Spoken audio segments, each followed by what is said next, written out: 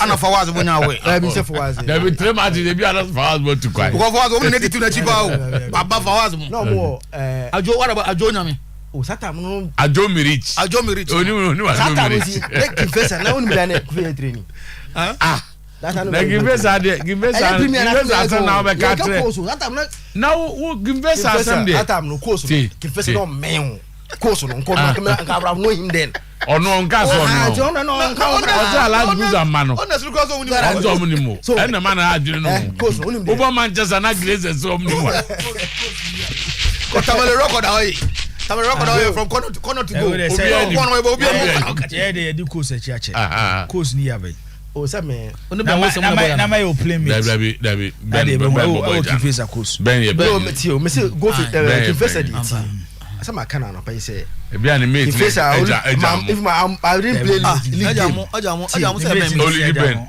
Mambo league game for face even at the course level but friendly games yes friendly games boy then I went back to my that means now we justify no I mean I justify and I say obi a we team player you register ki face register that more say you starting league na say justify now then I went back to my moment exactly yes starting and say school board there and the bar obey problem they say the ever cross check I tamale corner to go no oh I know there they go no there also corner be say go obi ahun kan the last Caledon Park the last players are up to date opa one na ebo na match na ye fan say stand fast and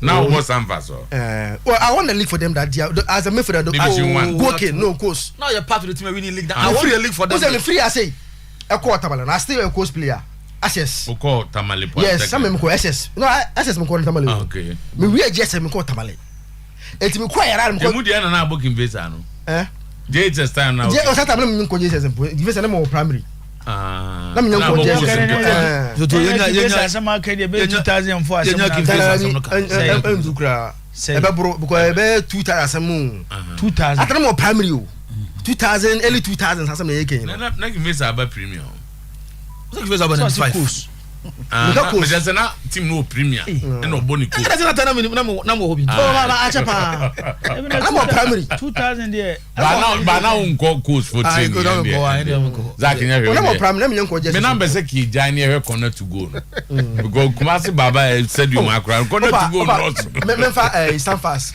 ona na mama na friend no na fa no to no na ngwani hu ye and bi so no ye o ko be fa so check who dey jai Mrs. Stand fast o dey enko e wo Caledon Park record da corner to go JHS student Sadia na Jimmy League no more as the top goal scorer of the team exactly enko Stand fast order Isaac boy no o tu nya man so and medical pa more zebu perspective so then I do that analysis na be wura into the autonomous league na mo no was a doctor to no be na kasa na nyame bira waka no ne nya adwene nti ye ba I'll go into it na ye di nko bobre nti ende masa no dudu na autonomous league okay captain yeah I coach Kasim Menga kasa na zoto media me hu bekum bechem United say they have to do more than the omo you know at least for the last 3 seasons so me one teams omo keep omo players na omo bobo F in league ni mo omo keep players yes free about ebi ko but omo keep the core of the players in the omo one or two be like the Obako Kotoko winger ya attacker your friend say okra oko one or two players have left the team but me so to me say do one players do na you top on that so you see one team I think they can do more than the omo you know it is oba measure that became coaching some now kind no yes autonomous league looks like some so to gradual eba some no question say next season number some share and it looks like all the clubs no omo Brazil himself for that and you better also kakra season we end there numbers at yes next season no then I'm can next year season we end there season I be wuram no younger next season And as Asante Kotoko per the producers in their mind. Who the F no. That's the producers. Aye. That I'm be specific because they are the people who are more stories in the band. Say Omodiana. I'm better than my Say Kotoko Otuo. I see the F bias towards Obuchaje that bomb and sing. Asante Kotoko ne Legon cities. And some more can I say time again no course. Kotoko officially have responded. They've responded. But here no. Almost the accusations say any bias towards them person handle.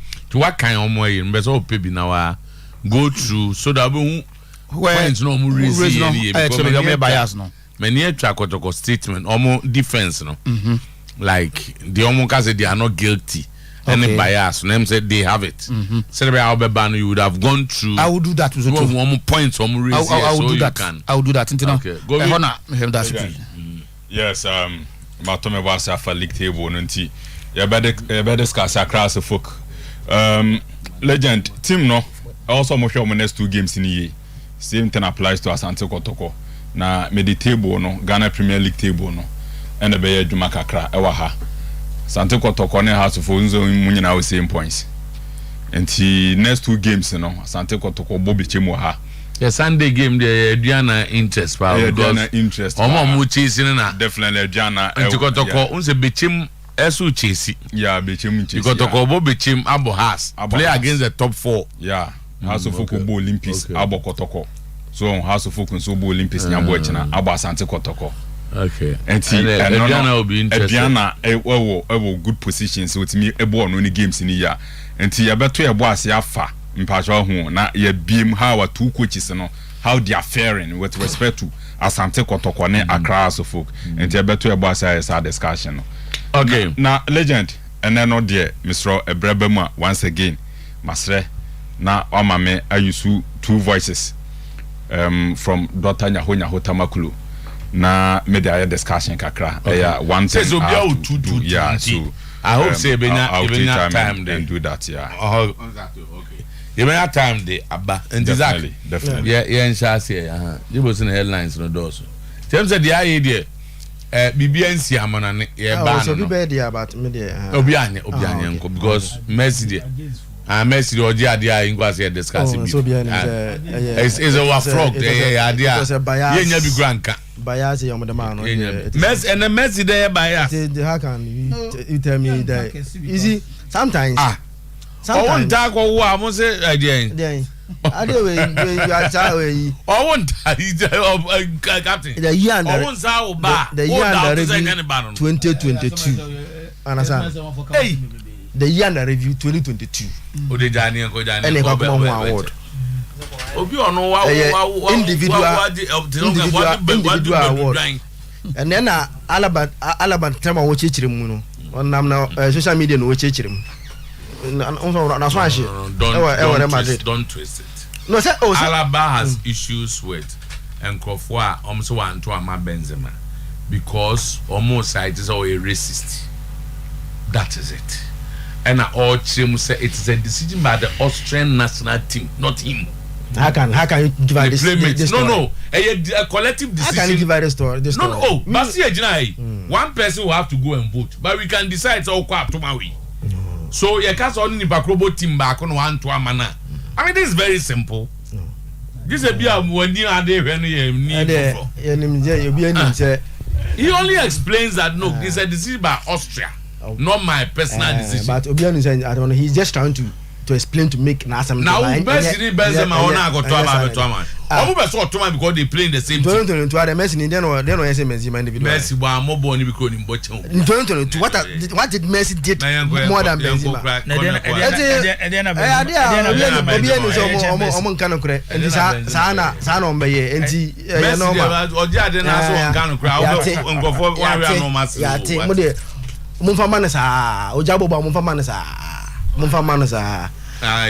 Miloto, Simon Go. By us saying, oh, you are say, Debbie. in 2022 ase patch dem pa na Messi ede na Benzema ye na World Cup ya mo ntoni remember ede na Benzema ya ase man world best na Messi de wanye bi 2022 na 2022 na ball Messi in 2022 Benzema ewiase football nyina the most decisive bibia ye about football bia no was Benzema in 2022 individual bibia ye about football yes in the La Liga in the Champions League competition onu bo bi die and the wiase boy in La Liga he stood say na team energy league no e wo ba bia Messi bobo individual asem na kon ono ni La Liga ka individual there so no impact on the Real Madrid team to win La Liga the impact in that Real Madrid team Champions League no who team fan compare Messi won the World Cup and I no impact I'm say yes, you want to work up. And work up no here. And only impact no. And best. Why didn't say? Say only the best too. Greatness na still a raise bar. And opportunity the Mazakito. Say generation now woman no.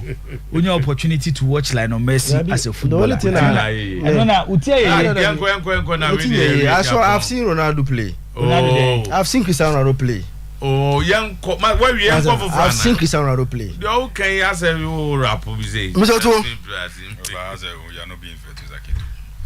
Why? Oh, you will say. Was it fair when he said that Messi doesn't deserve it? Why a dean here? Why a dean at all? When all cast try you because you here to see Messi. Maybe the Lipa try here to see him Ronaldo. You prefer to see Messi. Me I prefer to see Messi. So when you say he has that had the privilege Messi doesn't deserve this, to witness Lionel Messi play. In the next 5 minutes. And honestly when you privilege to witness Cristiano Ronaldo. In the next 2 minutes. And after saying say Messi deserve 2 minutes. Yes, you try his obi una. I say utinye his obi una. Na try his obi Ronaldo. It tells us why you are saying he doesn't deserve it. You are personal way against him. From your kind of the source, no. That says, oh yeah, me try his Obia will favorite. We know how good. But Obia will have football. Obia will do football. Obia will play football. Because to say on kwa now we do take a decision. Everybody knows Lionel Messi is a better footballer. People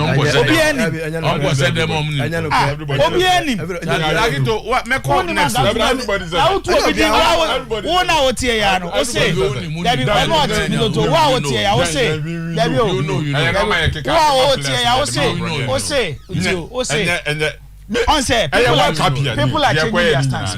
I listened to you when he was at Utech FM. You only change your stance on Messi Ronaldo debate when Ronaldo came to you. No. You said demigod of war football. Demigod of war football. When you said demigod, no, Messi. Which them did you? And Messi me yet the man for the profession that I find myself. For the profession that I find myself. Some better microphone. Don't believe exactly. Time I offer Messi demigod. Over Ronaldo say and I'm Ronaldo so say man here and I'm Ronaldo there and then come and run demigod Ronaldo dey say me man no man say me man no ma be my back when na say wa unim no man dem unim you need that papa Guinean box Ronaldo got no man we how bias nipa bi nipa adende Zach Yanko na David Abana Mr. Otuo yes I know afa no ho as a 5 minutes, you know what Mate the analysis of so much 200,000. Mate the analysis of Zebu say Onyadie.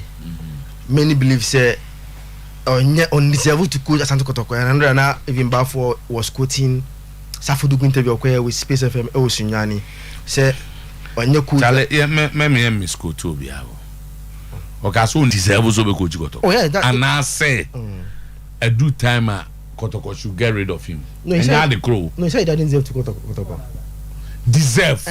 Let me get you the quote. Undeserve. And I say a do stage bia Kotoko should get rid of him. Deserve will say first of all only the credentials and put so be a coach of Kotoko. That's what it means. So guys will be deserve yeah. Okay. These are the quotes. Make us say I want to say on record. I want to say on record that the current Kotoko coach, Seydou Zebo, is not the best coach for Kotoko. There are better coaches out there who could fit into his position and do better than what he is doing. His performance is not the best to me so far. And he first say, what's it? It's not the best coach for Kotoko. So because you are not the best for Kotoko, I just say undeserved to coach Kotoko. No. Mr. Deserve. The only kind deserve deserve the first of all, just say you don't have the credentials to coach. But okay, you are not the best. Just say, even though you may be good, there are better people. But you because Zakito is not the best person to play in this team. A different from saying he doesn't deserve to be here. Even though you deserve to play, other people could have been better than you. And he deserve shame. Okay, Martin. And now the I'm here a little bit worried about that stance, and I say most of the supporters are also buying into the fact that Zebu Nyade and Kotoko should sack him because the things that they just are not good. My problem, Mr. Otuo, this morning, and I said these same supporters, because Zebu Nyade matter or away. So and home Bianco Bianca because over the number of goals Kotoko have scored this season at this stage of the league, more than what Ogum has scored with Kotoko last season. At this stage of the league, the goals Kotoko have scored under Zerbo, more than what, as at this stage, Dr. Ogum has scored with Kotoko last season. And the results at home already. Many say Obi Abeka say, Uncle Onyade at home, but Onyade because of the results that Omunyano on the road. Any position.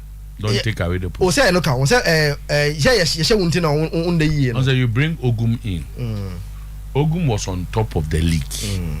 But what I say, and it was said he was the best at that point in time. In terms of competition with the hand. Yeah, that can also be. And Tidiama Obibe Kana Semne say, on your league table, no moon or so. So you don't leave that out. No, but the double standard here, I mean, say these same supporters say they are not treated fairly because we had the round of games now. Walk away now. Omodia Yastic say on your day now. The same supporters feel say they were not treated fairly by officiating. The same supporters think say a result that and can also communicate hard results because but for bad officiating and communicate hard results how do you just oppose this argument? In football, it's always just opposed. No, because you see, in football, because you want to say to the extent that even Mumufi say if the FA is not dealing with you, but the same people, because that is also now, or quite aware referees and many and according to their stance, no, and I'm under the baby order, no, because run of games now, away games now. I thought was the last one, maybe answer to my. Any incident because these are incident but Dreams FC before Dreams scored their second goal at 1-0 Kotoko got a penalty. I am more clear than what you did Diana. No, I mean you see when you are making argument about because as I can say when you are going to go to the too.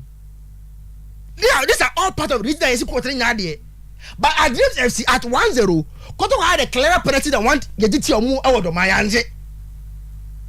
You for Dreams FC no Karela at 0-0 ebia sa penalty na obi afi say ball no penalty anje nti omu a ball no ko lusu no ho at bibiani yaji two dubious penalties e ma omu a mo eti mzoto say wo the trend of all the away games na Zebu Abwana ye fi say onya ade no these are all resources so in one way or the other obi fi say the team were not treated fairly. I think say Msoto say hwe there you cannot also this kind of facts the ultimate you win from ye but the Americans are fine good point but usually in football na decisions and reaction of supporters no Omwane Beka. You see how Chairman Yabewa won the African Cup. The kicker can win in Obianim. But it's on record say he won the African Cup for Kotoko. Obi buyer and your referee be a called GB. But your money thing. Football and the conclusions they are hard.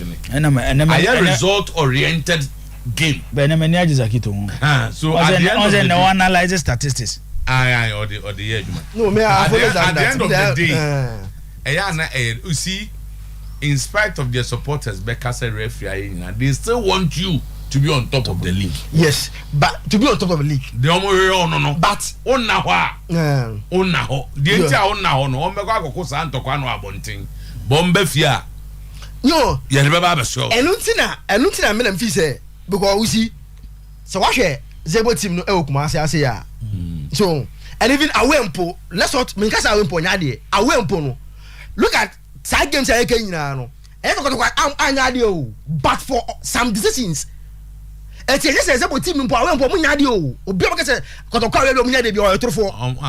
of the results. But the results only David. No, you see, yes, results. But they be I can say, young fat results and analysis. Since when? I've always been like that. Some results on Kwana, I come ask them. On all issues. On all issues. Results on Kwana come ask them. So, it is a washer.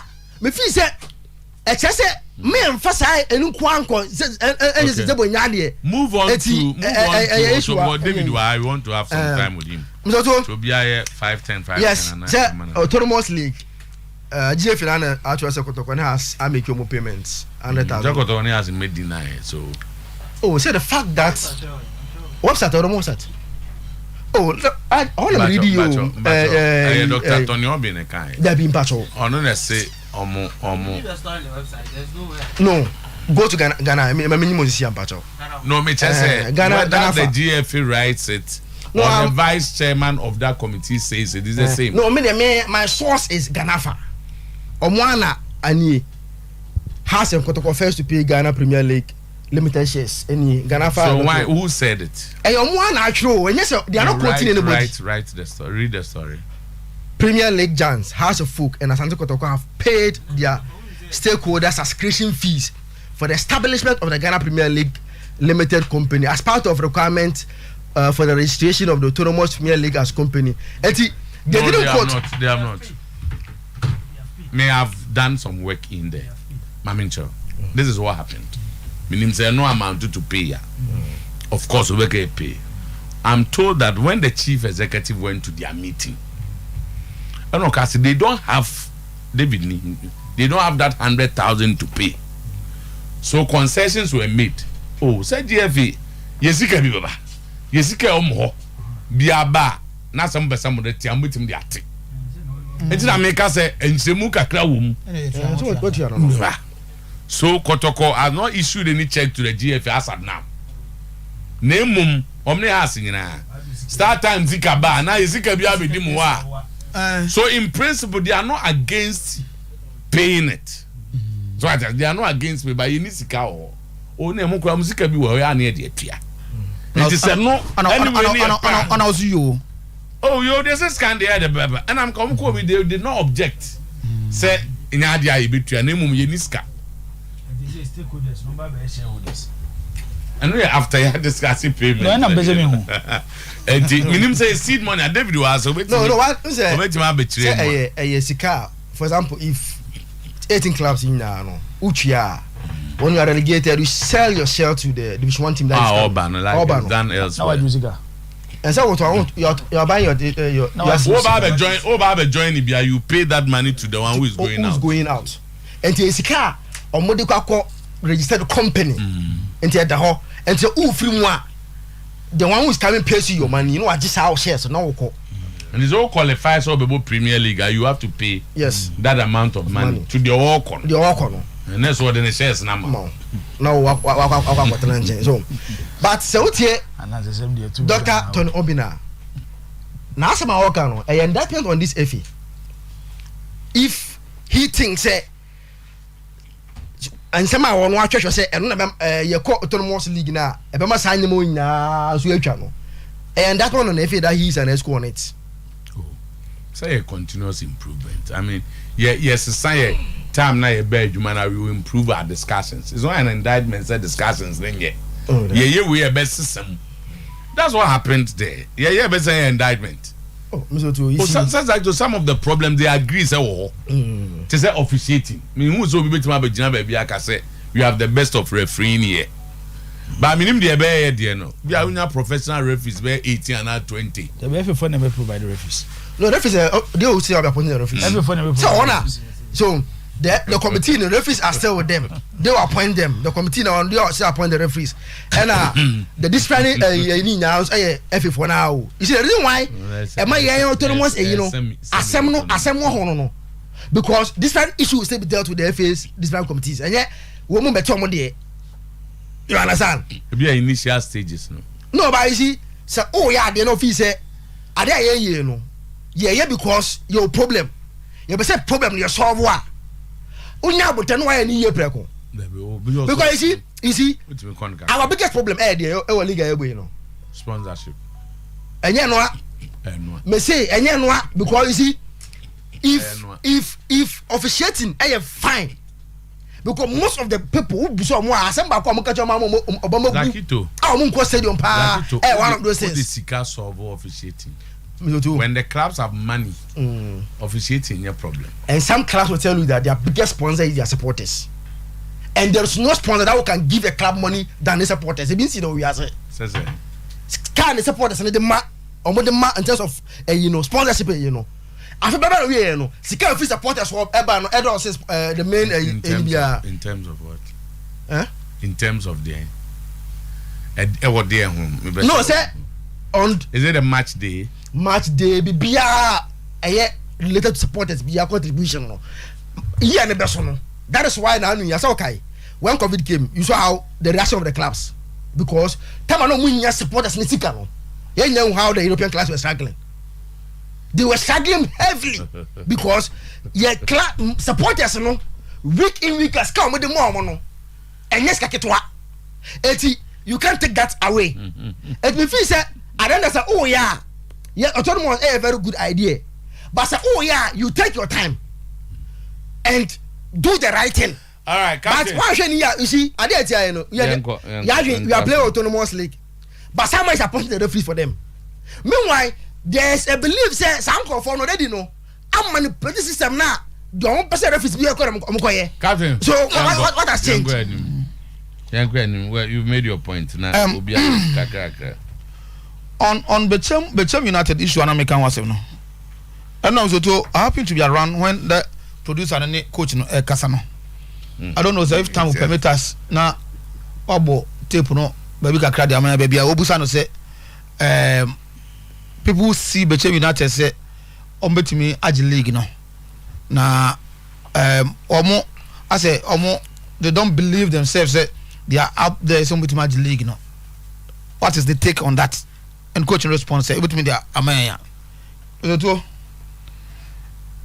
me free say yes your league are boy are you clear Mr. Producer into me wrong machine okay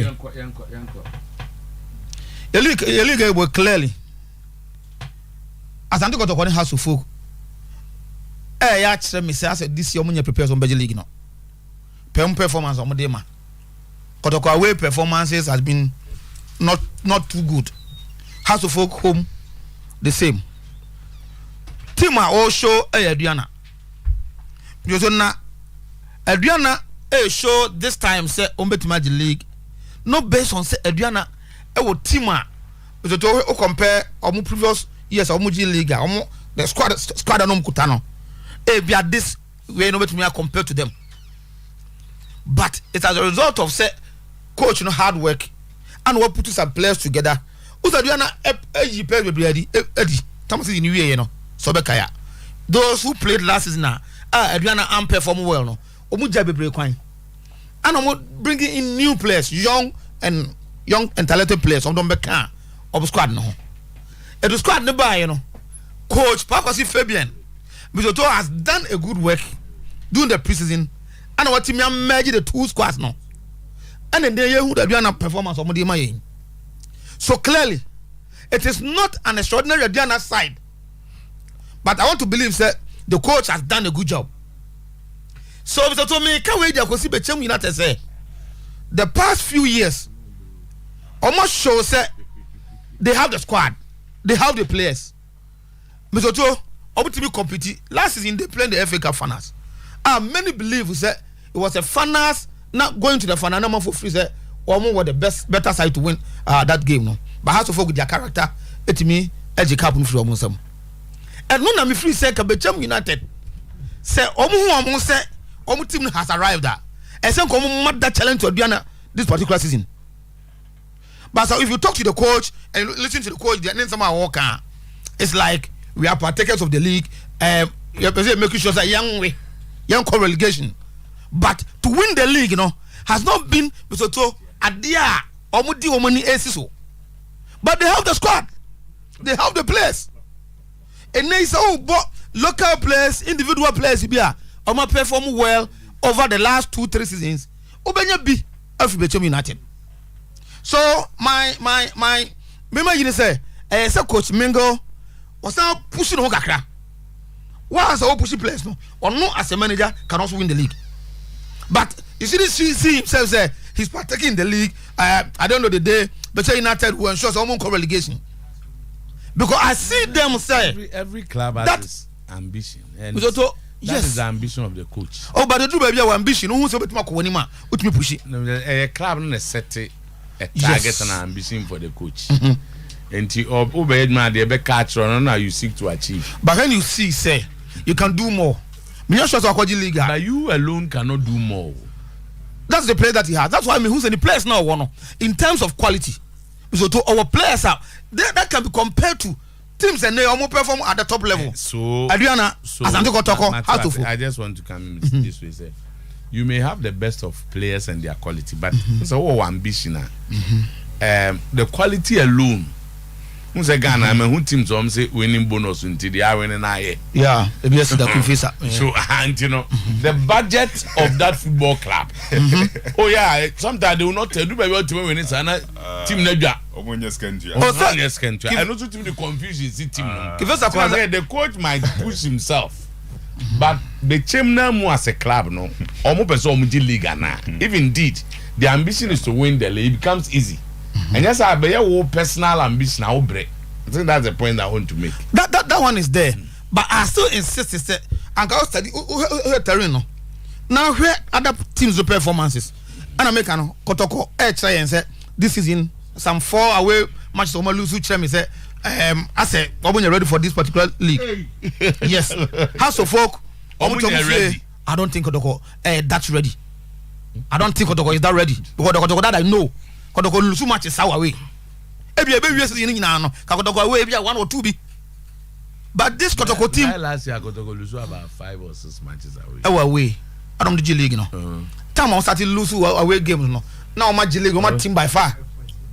Only the Kotoko yeah. Last season no. On the cut time. Don't say no match. Now make ready. Be is lose be ma. Well, let's wait and see. Time.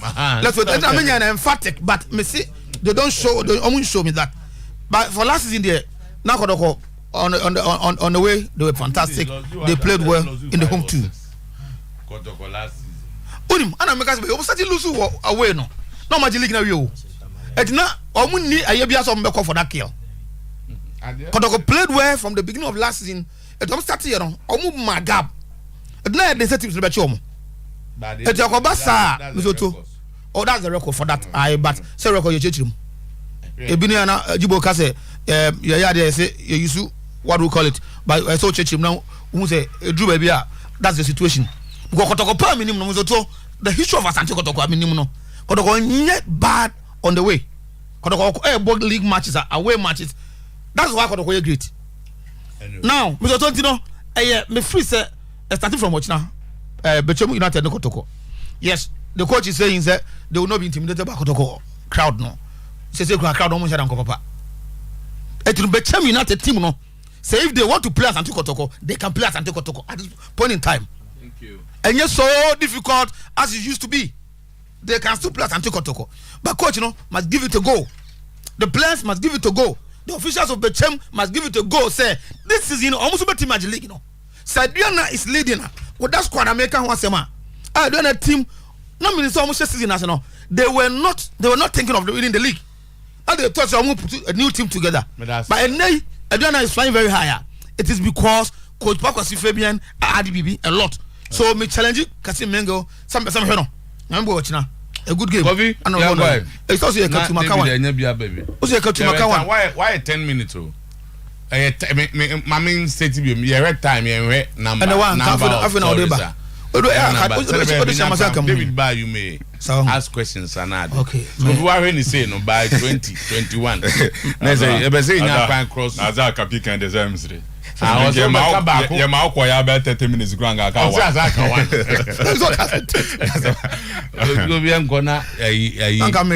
last batch and be a David. Only angry for the cancer. My mentor meet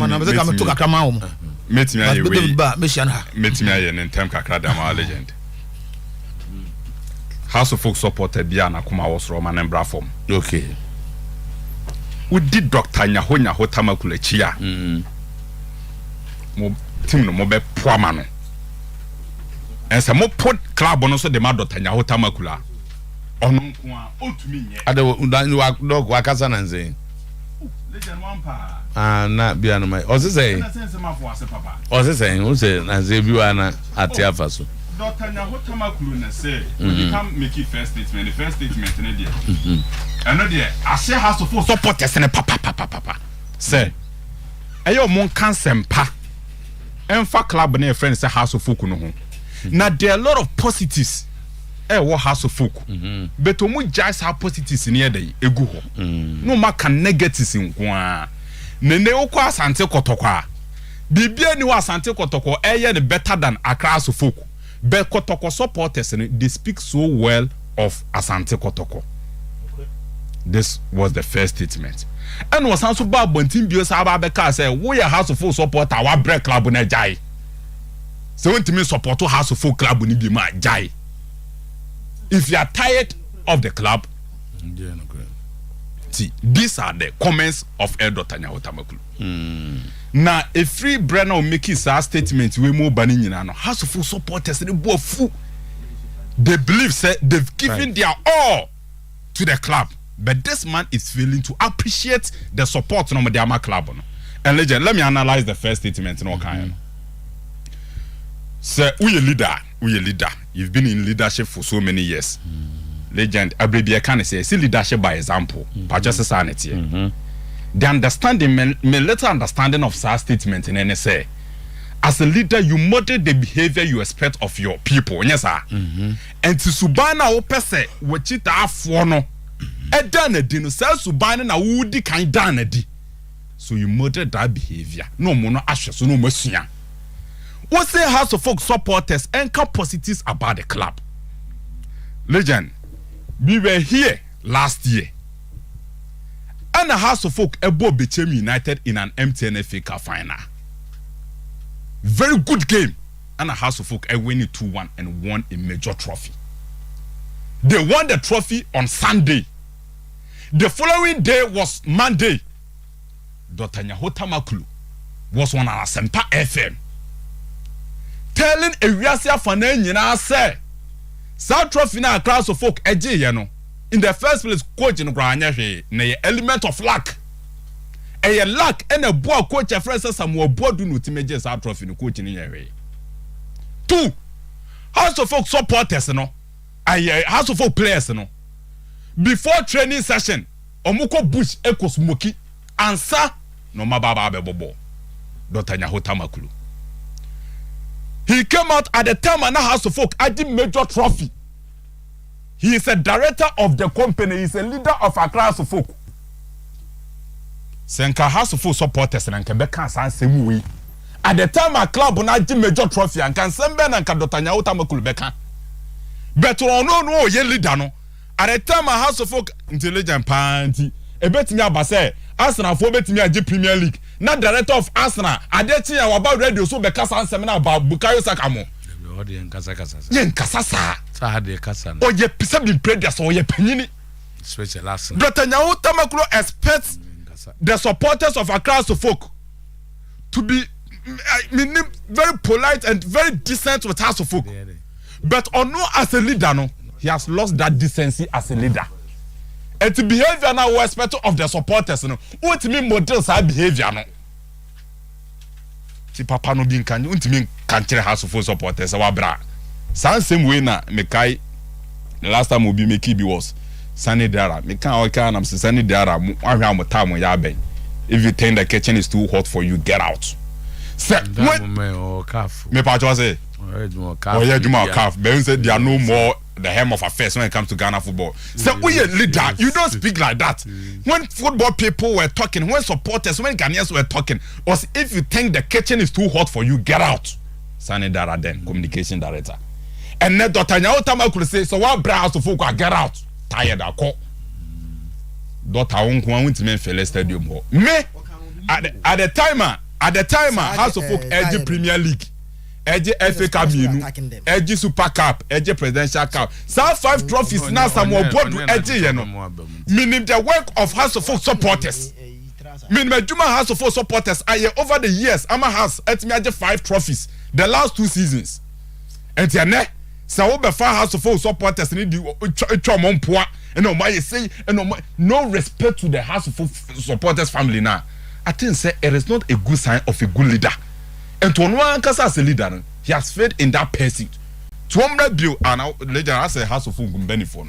Open amen tantes as on any rapport ye. Doctor, uneni nishe kan senior. Because me was one Papa Vincent Odote ye fine pa, only allergy fine pa. Me obin country doctor says be o kasa no hwe the comments in ye.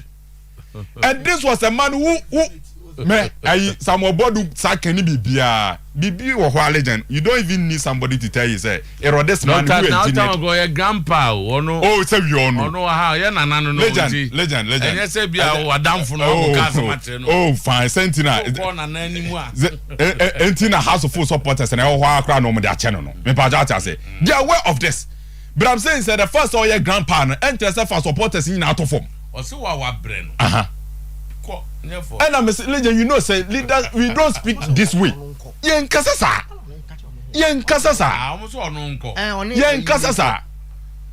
oh Zakito 2 rounds yeah it's say mam let me tell you but let me say mam jade legend say obey defend Mr.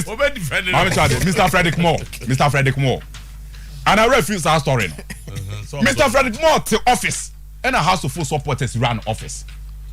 Then they presented him A4 sheet white. I can't just say Mr. Frederick Moore based on what I normal way you who are our club no. Right say me Mr. Frederick Moore I have resigned as the MD of a club. Try on the pen and paper e command more than what I want cafe. Say obi anyamo. You show leadership you cannot fight them. You are leading them, how can you fight them? You just can't do that. Yes. So we a leader there, you have to know how to manage some of these things. No minute. No, now legend, no one aware. And you have to learn that trait. You have to, if you want to be a leader, you have to know certain things that about a successful leader. I didn't it's so painful to House of Folk supporters and I say and no more my over the years now papa no cause do to form as someone play any role in House of Folk success in recent years. Papa no onya botre some ya all can no say idea and kono set a good example crank hame but me say House of Folk major trophy of MTN FA Cup. Now the actual baby catcher story I demand is players in if omko buch kwako no normal and a bad training na. What changed the entire narratives in na? The discussion, the positive discussion our person House of Folk nyaba. What was sending you now from winning the trophy to House of Folk? I analyze it and they say they go into the bush to smoke. How can you do this and at the same time advise supporters to speak positively of the club? You can't do this, Dr. Nyaotama. That's it. Oyerepa Ricky. I remember you now busa a question. This is not fair. I'm a first Say David or taxes view. Oba no any kind abo what to form say the bear. Says referee no go di dreams match ko to match no. nti I'm some about 10 matches. Say 10 matches. PRE kwa no mo ye. No every for no mo skills on. Oma ban 10 matches. Why we feel no the publication aba. So ma ban. Say afi mo so mo famba biom. Men e na ate. Kotokone. Refi obedi kotokone be bia no boosters. They did the publication. But Oman State South Lebanon any institution are consistent. They don't know what they are doing. Now we don't know to say about them. Say a report said then I'm about now I feel me and say those who are closer will get the information. And but almost a more day they won't publish say your ban referee say on the major is at the party now. Okay, also that's very important in the judicial processes. One of the reasons why you punish people is so they are offending the boatoni. Omo who say when a bad decision bar, Kotoko supporters will complain. Any time biano, yen shifted Kotoko supporters attention free DSC and then so and could be before froso. It won't say. And I say what you can do and say in your class of a ban 10 matches. We accept that the referee ate. In this judgment, in this case. So, I don't make chance. England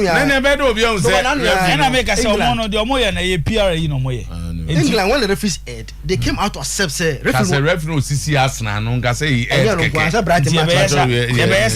supporters na mama hotos so say if no kwa the BBC on between referees na so, but they know what they are doing is not true. Sa anyoma ni nyina is not helping our football. Bizo to autonomous league. Me de matenasi din ahwenyoma bebre. Autonomous league no. Omo po mo ntwentwe so mo break. Na yen hye anyoma yi because more questions be pray am pese me bisa wo. Bizo to say ye ma wo car safa konkran. Na wuduru adwoso na bizo to de car na kopema. Yen sa ma car biem safa ko. There be some from so near wa, some from so near wa. Yes, I'm a curb, you say for conquering. Because one way I beside Yakopim, so to the mention you. Autonomous league in Shishi, Mono. Your mother be but Minima de Cruntia, Mizutu. FNE is so much concerned about this autonomous league. I'm going to say the autonomous league, especially I see a baby clubs never organize on league, never no more referees on the league. And making autonomous. This is my issue. Where your league clubs never contribute to. I mean, I started. Meboa. God, they are shareholders. Shareholders of the club. Inti a finish one. Umbeko AGM. Meboa. Niya kubua konta. Meboa. Autonomous league. Umokoti committee one a chairman. For almost 5 years ni. Or had a same institution. Has of folk, shareholders. Is that a fair comment? Say, but that is the truth. Say, yeah, say has structure nonko. Any different. Amount for narcotic shares or company. No, they have no. They say amount for narcotic shares or company. Where is a majority shareholder there? Agreed. He's not a majority shareholder. No. Agreed. So you only determine. They say agreed. They all can in Ametwase. But the most important thing here is. Say a company you flow to shares and I was shareholders uma emrane say afi biasi ekobu akonta kire omo afi biasi ekobu akonta ene am obi kan ni bia wo twi no de akonya accident wo dwoso emfie num ekonsia ni house of folk enko AGM da then ye say ba beti company amanfo ba be twie sika a omo ye shareholders a ne de am obi o head company omo nko AGM because reports na meditate no to ye be kwa kotwetwa sika no say clubs na 18 nto bi atwa 100,000 na ye be kwa konya 1.8 million Ghana cedis meboa say we say sika na even with sponsorship kakra wo hoi no the standard the person league ni ko no enkodu sa standard no afi loan bebem clubs na meji loan o meji loan nya dey I the best support league no na CSK o mjeju unim say ntimi organize league ni nyina says this man is not the one that me see na scanam de be dey is your shareholding subscription na be na scanam de be dey o mo jam de be dey o mo kwa ko to man o say no that me say sika om dey be run no and am say GGCS kana you ko register company e wo register dey na 1.8 million Ghana cedis and other things they have then me say bisa question and am say nyina ye part of running the league but the new win on office my men can kire won there office in World Trade Center autonomous league their office will be at World Trade Center I do be better man on go current be say be World Trade Center don't me current mizo two and nothing na me hu sa news na efi for na dey beto say kotoko ne house na atua no kotoko fo so mo yema wan no I didn't try. And I'll ask David questions whilst he's here. I didn't try. I didn't say. I don't know. Mr. Twain, I make a choice. You know the meat. Yeah, more big cars on Fanco Josso. No, said that the copima. I didn't hear somebody back rock beam. Now, when the car copim. Oh, Mamma was example. Mamma was example. Me say, me. I'm always in support of Enyoma Togoye has. But I will keep on saying, reason why he's not getting the support of the supporters, they say, there is no transparency. That is the truth. Supporters ni wunya me goso. I just can't happen. Asema make am say. League na ye bebo na ye autonomous league no. Izo to.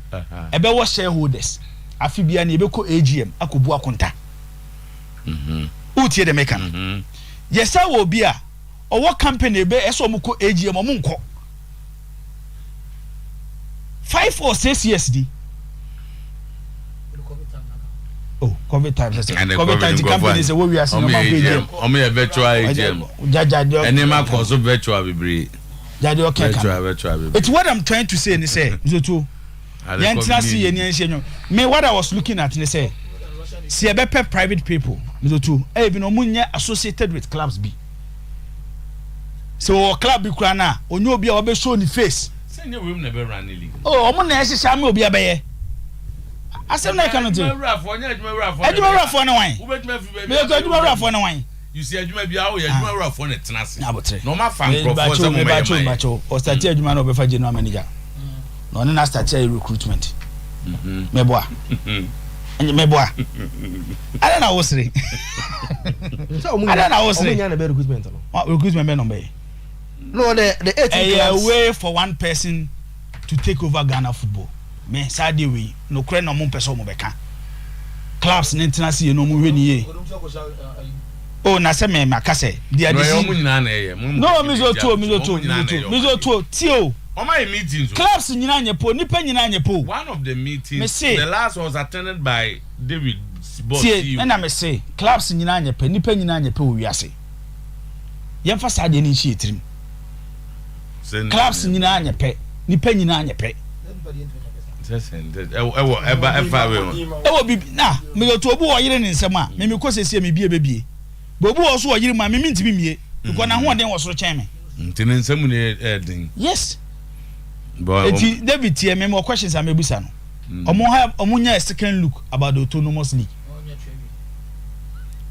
omo nya a second look about the autonomous league enti kakra meka ewo ho no on Zebu on Zebu any kotoko issue no baby ame ha me kakra ne say te wo hwe bo akotoko bo na fi pa especially wo mohuma bo na efe bon efe papa and not to na wo hwe out mu say bo na efe o na sa bas na kwa beka say nyimbre nko no motimbo this is so light and this season no me to who say kotoko bo home games are omo create a lot of chances but say the kind of football dey ba ko na supporters omo football mo we results say a bo game ni wie na bia opponent na na bo no o create 10 chances o create 3 o 3 no share 2 do create 10 or share 1 na score line be 2-1 supporters enko head number of chances are league na unsa aha onko head number of chances number of chances are to e bia opponent ni create against you my member examples be te se kotoko ne Accra Lions last season binim so ho esa game ni bia se na Accra Lions for no to omo ye clinic kakra bia ka first half omo she kotoko basis but ye we game no omo se omo chances na kakra bi na ba kotoko afa no na kotoko ahye supporter de obeka say ye team ayeye but on sense the danger say be in the long run it be a problem betiaba e be na ma afi na mobile league no but e betimi about the following season so far Kotoko this season compared to last season this season Kotoko create more chances than last season especially in their home games omo create a lot of chances in their games nanso ofa Kotoko ball no omo no home na de to the omo na away na for last year the no omo no home na de omo na away a who said this year the ball no omo no home ne ball no omo na away no emuwa because untimi mobo kama wo home na akwa away a na ball ni nkoyi so what the mention say it doesn't make you a sider Otuo you bet you akasa you perfect. There might be excuses and there be explanation metiase like what the CEO said na Acheampong san kan say body a team Otuo one player kwere free mu say ya it me affect you team bia why strong Otuo our winning championship ade abo ne say udobo say coach ne e won the first level na at least on be consistent for some period Kotoko enya asade ni this season Otuo ade ba kwa me hu yan say and let me say this ehona ebia either ababo Kotoko management abaso obabo medical team na abaso and na wa me be kan asem we say the osi hu no if I won no chechire mu na why no we am na wenya injuries ni bi me fa injury side Kotoko players ni nya medical team ne de be ba say o ebia player we ye hwe ni injury na ebia won tena fie 2 weeks no ebia obo different team a ye be chechire ma na bebo and I can sit here and say Asante Kotoko medical team no, when you pick Premier League clubs they are the best. Oh yes. I know the nanu ya omuko away match bi but me be kwa ma the opponent in prior no no ntese they didn't have qualified It won't say most of the Premier League clubs play any pra ebia inji akobekwa kwatena Vintus is on your doctor and he's a physical trainer ebia obekwa kwatena fie 2 weeks no club no wontwe Otuo yaba mu abegina park so no abo ba Kotoko what I've seen they say omonye sa anyoma no eti ubon say Premier League how dey hwe na say Okoto play at the bar club ope obo 1 2 3 ne pray you know plan on your club ho no nya e or the free baby ne buy typical example here Zakito Osman so what them say engineer onya ye no Otuo onya say engineer at King Pfizer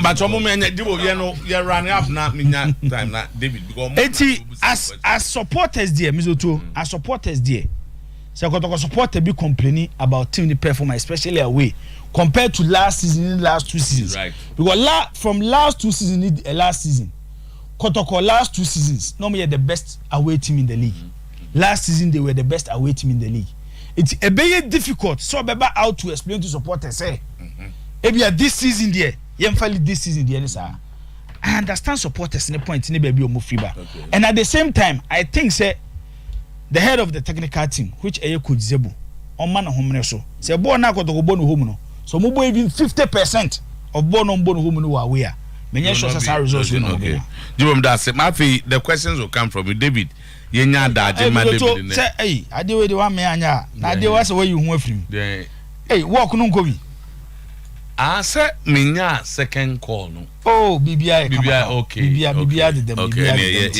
bibia de dem ti moso na second call EKK Charity Foundation that's right EKK Charity Foundation EKK Health World and Health Union e baso adwadan and e baso good we want say a stars radio and TV stars a walk with the stars with celebrities featuring Sometymer Otuo-Acheampong Kwame Dinka wo hobby Bright can come board wo hobby Omanhene ya Odubuache wow Collins Atapoku wow Captain Siasia Kumia Obi Abenante yes Captain Dian feature oh life and run yes captain now go jazzy eti Otuo oye K-Fit club and am ye Kobi na mo be say mo join work we are okay start way start we dum oh okay post office next year ne man ya be fa kejetia na bi ewura safo kaka na ne man bi a stadium etia say 8 year. Yeah, but ebe ye exercise so ho. What's on me? Ebe exercise. Be a bear man point inside ho. On say Dr. Dua Mohammed. Dr. Dua Mohammed. Our surgeon ewo Konfanoche. Good. On the baby screening no. Okay. Nti uye kuo na bia mpese mo join a. Enwoma so wom. The very man fu mana member. Bibia you dey wa bebe bia no bibia wo bia no dey obe join work na yekoko wi a screening ne be. That be 6 match. 6 match ya. And papa me boy. 5:30 na shase. Okay. Enti no answer be free 0244 83 59 83 0244 83 5983. Good. Ofra no be join work ni bi. Work with the stars. Yes.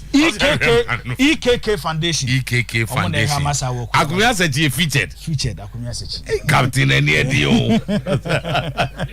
Aminu Shadow writes, I say good morning. It's very normal for people to raise concerns about the autonomous league, especially when they are not seized with all the facts. My only worry with Striker's submission is that he has given no alternative other than to say we should take a second look.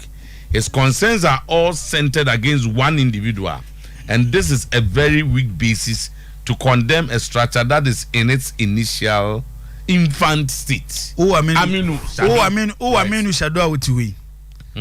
No. Aminu Shadow. 7 is what to know. Aminu Shadow. No, I may respond. No, so I respond to messages. Debbie, maybe Aminu Shadow Otuo is here or her TV. And Aminu Shadow had a football. And no cover coach. Now coach need to call World Cup. You call your from group stage, and I call AFCON. And the call Cameroon DNB. The worst in our history. And the Aminu Boko family so me coach blaster. Okay, Ongo family. But Strike, I'm very afraid with the kind of governance going on. They should be careful there where they invest the money. We shouldn't forget about what has happened to people's bonds. Okay, if I wish the fans are also tired of our leaders, referring to Hearts. The same Yahoo man accused the players of taking something in the bush during training. It's very obvious here too that before Yahoo comes out to speak, he's also no.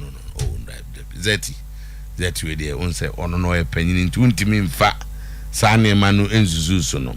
Please tell Kofi Ricky that the person that said if the kitchen is too hot for you, leave was Benunu Mensah and not Sani Dara. Papistic here.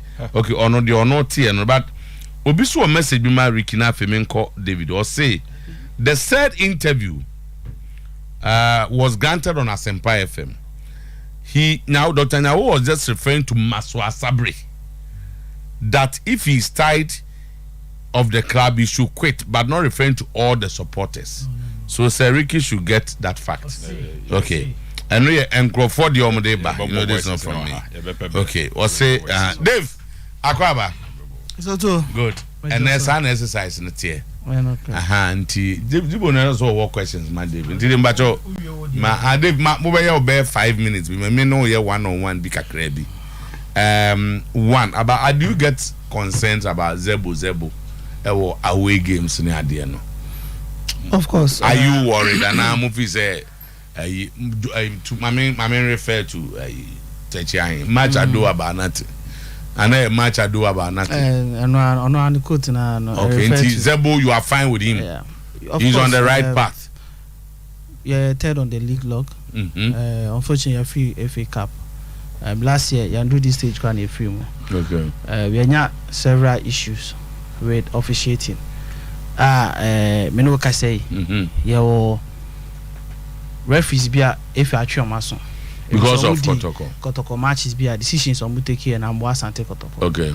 So over differences between your team and other topper 7 points. 7 points now, you know. So over against any out to you. When we saw producers be boami a clear offside goal out to you Shechia at Sante Kotoko.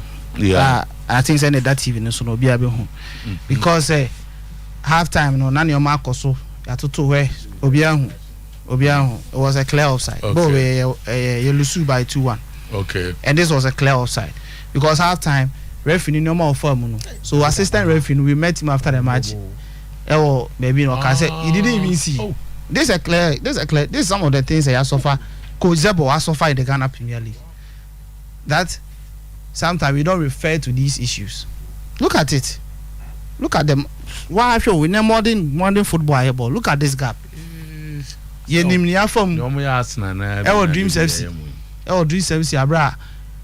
Clearly a foul player in a penalty box. Referee decided not to award the penalty. I feel nobody had the confidence to even go into the box again. It will be a Kotoko against Dreams FC. You realize now if Kotoko players were shooting outside the box because our confidence have been killed. Yeni Kawela FC. Abra Sheriff Kitabo player foul Sheriff. Sheriff will talk from no. They sack a player outside the box. The referee says it's a penalty. Asante Kotoko lose 1-0. Our officials were molested, were humiliated. There were videos all over. Yes, oh, Kawela, you know, say it's something we all saw. Any baby, any go stars. As I see, actually, referee Akumetas, what you 2 clear penalties against Asante Kotoko. Until there's 4 matches here, Makabumi. And can cast our points. No, never say Asante Kotoko. He find it better. So obviously, say Oyerepa Kotoko fan.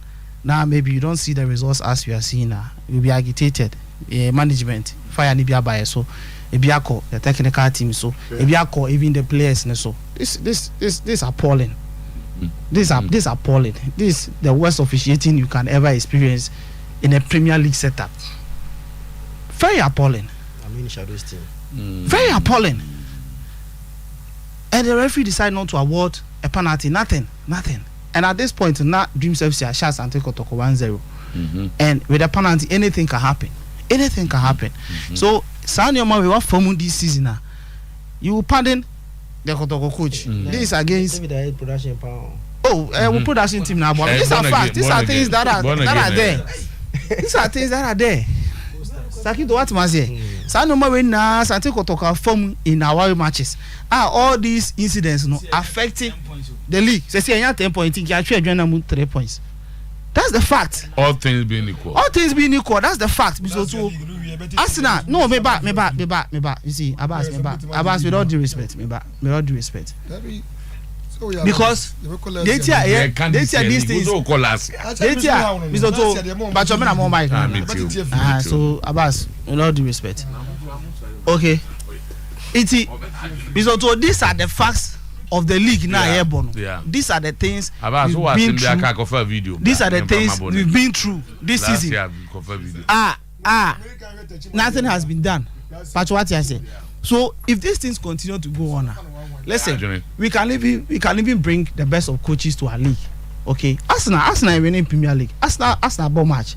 Referee decision. I call say Arsenal. What happens? Referee is that referee. Back we cry be Sunday. So Ghana they catch the Ghana say referee yan from so I ain't trying to move anti. Imano Jemfi abanen no. Ama FA publication. See abani Imano Jemfi 5 games. Now referee no important than Imano Jemfi now. Is the referee more important than a footballer? No. So why are you protecting a referee but not protecting a footballer? Yeah, three kozebo so say babonti mobiati. Is the referee more important than the technical head than the coach? So why are we protecting the referee but not protecting the head coaches? So why is the FA deciding say they want to protect a certain particular stakeholder of the game at the expense of others? Yeah. So be raising cases against. There are two key ingredients. If you want punishment as a subject, there are 2 key. The entire Trinity pass. So one, a deterrence. Celebrate or more makan. That's one. And the second one is to appease the complainant. Exactly. So be a bonasum. Kameti ma boni bi ba ma money bi. And makwa report. Say ye twena so a me boto me yam because ma money bi no menya. But in this case the call report e kra onim whether the person has been complaint no kra no. And again o ka say rastu o say this here other referees no ehuna omo because they don't even know say papa na okoje dubious penalty e wo baby no. The other referees don't even know he has been punished. And Mr. Otuo, you see, these are issues also. You are told say you have been punished. Yeah, but matches are. Players, omoji referee bo G incidents. Players ko ho ni ko interactive. What I say. Yeah. And if you have to come out with some of the things, referees boldly tell players, it will shock you. It will shock you. So referee G incidents protesting. No, they do. But sometimes you are told say I told you there's a card even coming out for you. Anti masa question. It's your captain say don't come and talk to me. Now captain make us one make us out. Say, but we have seen coaches in EPL the rest.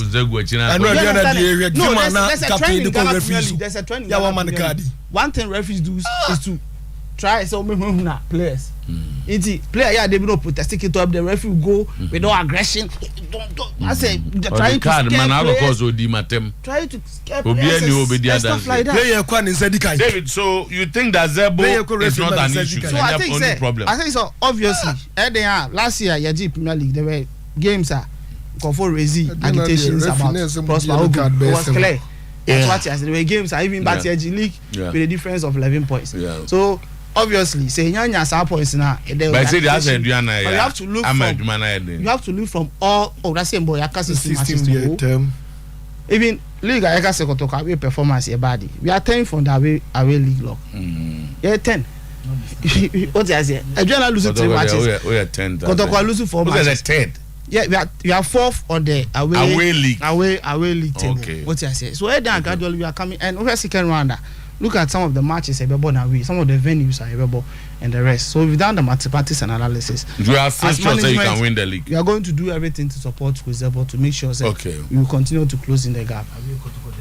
And go for so only first 11, and I will need the team as he keeps changing. Because every day there are issues of our injury. You call Doma first half because we are not having wingers and. Wow, in the last 3-4 match, we say any injury situation, so we don't have wingers. So he has to change the system to a 3-5-2. Yet we continue Adriana in the first half. At the end of the first half, now Pauko to be. That's why it brought the immediate change in the second half. So you have to bring Charles in and switch back to a 4-back system. So even within the game, our system now, our prepare players throughout the week, has changed because of an injury. Of one player and the rest, and that's we are supposed to go with a bench of 20. We are going to go with a squad of 20 players. In the last 3 matches, we only go with about 18. Okay. That tells you the level of injuries. Okay. Drink kakra. All right. Yeah. Back. Akumu baby Adriana for 7 points. No, the BT Kotoko. Say, "Hey, away na." Davido. We are going to. And America say, to offer the away league table. Adriana from 10 matches, Enya 17 points. Okay. Has the second. Has about lesser games. Has about 8 away. Almost 14. Gold Stars 10 or 12. Legon Cities 10 games or 12. Kotoko 10 points or 10. So that's where the 7 points. And he even has Krano over 14. About less games than Adriana now over 17. Then I'm using these 3 things because there are league no me and Sana play. But Jibo, you see all these things. But the home a year. Me also. But as my it all boils down to making sure that there's fairness in terms of officiating. Listen, agreed. we can go away. Bet match 3 goals. Please. Abbas, calm down. Time, we can go away. Let's. When it comes to Abbas do so when it comes to officiating, Asante Kotoko, your position as a referee, Asante Kotoko match in Kwanfe. Because listen, Kotoko bet match in fair na goalless. No Obi akodi another match here. There's no fairness in 3-0. That's the point. That's the situation. And then now we appreciate. We all appreciate that there's challenges with our league and officiating. Because how many referees? How many referees that Ghana Premier League? Yeah. Close to 100 or so. And it's how is that possible? In all this, if I'm right, supporters no complain. So more games more bonny this season, no FIFA referee, and they need to can you imagine game, which is not right. Okay. And offer home table now. So to Kotoko the 9th. Oh, home. Yes, 18 points. But my ball. Offer the other first in Sometymer. In Sometymer about more games than about 10 matches. About 10, Kotoko about 8. In Sometymer was 23. Adriana Stars at that top of the league, Offer the home table. About 8 games, also 18 points. In the Adriana Crano, so for my year, home they are no good. They are not good on away. Okay. Now we are more than convinced that the prosecutor of the GFA, and to a large extent the GFA, have demonstrated a clear case of bias towards our club. Where more response are more they about punishment as a charge at GFA Bomo relative to the Legon City's game last November, as I saying. David, other than visa prosecutor, no, a bias. So in the first place, there's inconsistency with the work of the prosecutor in terms of charging Asante Kotoko. Yeah, but March in November, according to FA, Krata on the brass of my charge, na January. Until then, I saw Krata in February. And Obia will follow legal processes. Biano. I know in a Kai recently, Honorable Kujuta Blackwadia court transfer. The legal processes should be right. Yeah. Because I didn't. It's part of dispensation of justice. Exactly. I didn't about March in November. December, a whole month went to my fan charge me. Then you charge me in January. Then you send me the letter in February. So why that disparity? Why that gap? Who born in November? November. Assembly in November. It's in November. Yeah, charge you January. According to date, what letter? And after for 6 weeks or more, not charging them. Then charging it by charging 14th January. But you were served in February. Exactly. Another 6 weeks. February. 6 weeks BM. Exactly. So why that clear disparity? And IBM, there are several issues where your bomb matches of Kuma in Tokwani no see videos about Bontia. The FA did not wait for anybody to even complain. They started in interrogation and negotiations. That called Dream Steps it down. In the same way, I mean, shadow way. He was even part of the whole process. I'm a key management member of Asante Kotaka and Bonibi. Majority I say. Bonibi. So, KC Babaya, what will be the response? Yeah. Yako Karela, clear people who are related to management or who are management members have been attacked, or Karela and Yenase, up to now nothing about the case. And so several other cases. The movie is more. So that's why I track my if that is our position. You wouldn't say there have been clear, there have been incidents of biases towards us. So this maybe they should reply to us and give us an other explanation. Maybe what I said, they can explain to us. They can explain to us about these are sensitive and key issues. With all due respect, Tama House of Folk feeling say you were being cheated by the system. You nearly attacked the FA president then. So with all due respect. With all due respect, these are related to the FA. Maybe the FA also have a position. Yeah. That's what I say. Yeah. Maybe the FA have a position. So maybe these are the reasons why I know my say. Maybe it's much as I say, okay, that's fair enough. So you want them to explain? Yes, let them to, of course. To okay, the charge more due to man. No, charge and say we are not guilty. Okay. we are not guilty. I'm quiet then. Those are quiet then. Let me say any House of Folk, El Kroma. Team dia formula in football round na chere say obi a referee say home team jina say wo ba free time no say the line eba to home team or away team wa say obi a din line so it's a clear provision in the right here juma awako be di kotokwachi maybe because of ewajuju or something altercation it was clear and then CSA was security people who are not going to allow that because they don't so be do what you need show. So they avoided them. If any charge Asante Kotoko say aden na yama ye security abeyi awako for free Kotoko lies so but if I charge awako any House of Folk aba ye twa 2000 Ghana cedis so aden na nipa mienu afom okay aden na nipa na okosi harm in the first place there nothing has been done to awako nothing has been done to House of Folk but in terms of Asante Kotoko they've been charged and been fined and we've paid the fine as well. Right. Abas my mark kwamre na maybe onyesa o de enche obekase ye man news for enti kasaka kana David me wrap up mama obasa bi na nti o de kan konkoso kwanse edika no ye wona na ka ye fan first no so na de baba be wi na de baba be wi football wo de se de edika ka na striker ka bibi fa to go afede de no em se adwuma bia na mra okay ye issues so ye dey run ye football any autonomous dey no so defense room okay bia defense room and say ye nko AGM affect say to go afede ntimi nko ye chairman of the ogram nka say ham ye nka say hayin that's a yes nka say hayin eno nkyere say eno nkyere chete eno nkyere say ontimi nya bibi ontimi nya bibi biem say de ozi kan no e kyere say sa papa no yanko ohene no yanko AGM dia ontimi nya bibia head bia sa na wasem na chire batente sa ntisa AGM wo ma wa ye campaign na e wo football mu da ntino yen niam ye anyway autonomous no e different enyepe enyepe yeah house of folk enu so autonomous enyepe entiano jesus ohene na ntimi anye wa ontimi nya autonomous to ka comparison na nya adwene papa no ohene ya de mana obetimi aye cause never be brio wa o ya ejidi yese nipa bia ni wa ye pepepe ti ehone de amne so aka nya adwene obetimi aye de santo subiem nyame adom a ekina ekopem ne kwasi ada house of folk you two tough matches yeah I was here born here hu ba bi ejina